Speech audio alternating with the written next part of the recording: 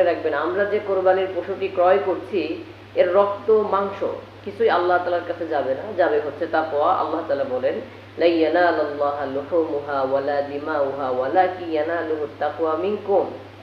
এই যে তোমরা পশুটি ক্রয় করলে এর মাংস, এর রক্ত কোনো কিছুই আল্লাহ তাআলার কাছে যাবে না, কিন্তু আল্লাহ তাআলার কাছে তোমাদের তাকওয়াটুকু পৌঁছাবে। অতএব আমরা এই কোরবানির মাধ্যমে আমাদের অন্তরকে পরিশুদ্ধ করব, আমরা আল্লাহ তাআলার প্রতি আনুগত্যশীল হব এবং আল্লাহ তাআলার প্রতি তাকওয়াবান হব। আসসালামু আলাইকুম ওয়া রাহমাতুল্লাহি ওয়া বারাকাতুহু।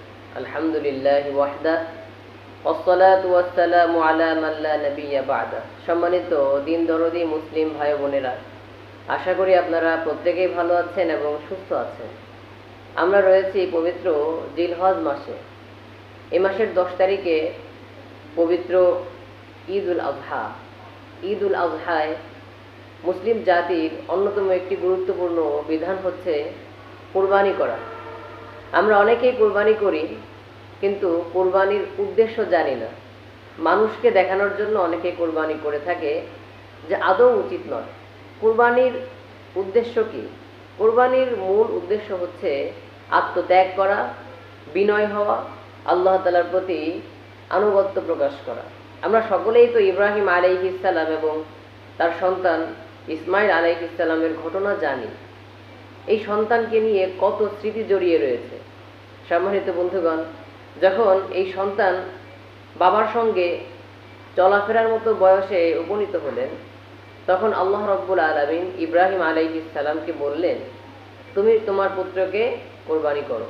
যেটা আল্লাহ তাআলা কোরআনুল কারীমের মধ্যে এভাবে তুলে ধরেছেন, ফালাম্মা বালাগা মাআহুস সা'য়া ক্বালা ইয়া বুনাইয়া ইন্নী আরা ফিল মানামি আন্নী আযবাহুকা ফানজুর মাযা তারা। স্বপ্নে দেখালেন, অর্থাৎ যখন এই ছেলে চলাফেরার মতো বয়সে উপনীত হলো, তখন ইব্রাহিম আলাইহিস সালামকে স্বপ্নে যা দেখানো হলো, তিনি সেটা তার পুত্রের কাছে গিয়ে বললেন, আমি স্বপ্নে দেখেছি তোমাকে জবেহ করছি, তুমি বলো এখন আমি কি করব।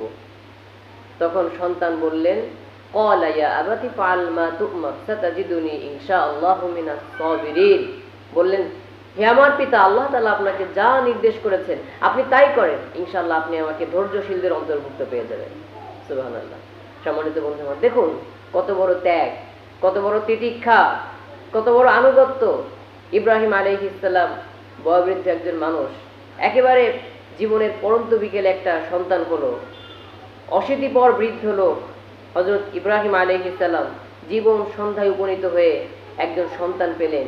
আল্লাহ তাআলা নির্দেশ করলেন, তুমি তোমার সন্তানকে জবাই করো, আল্লাহর জন্য কুরবানি করো। তিনি দ্বিধা করলেন না, তবে তিনি আগে সন্তানের কাছে গেলেন, তার মনের কথা ব্যক্ত করলেন যা আল্লাহ তাআলা তাকে বলেছেন। সন্তান আল্লাহ তাআলার প্রতি কতটা আনুগত্যশীল।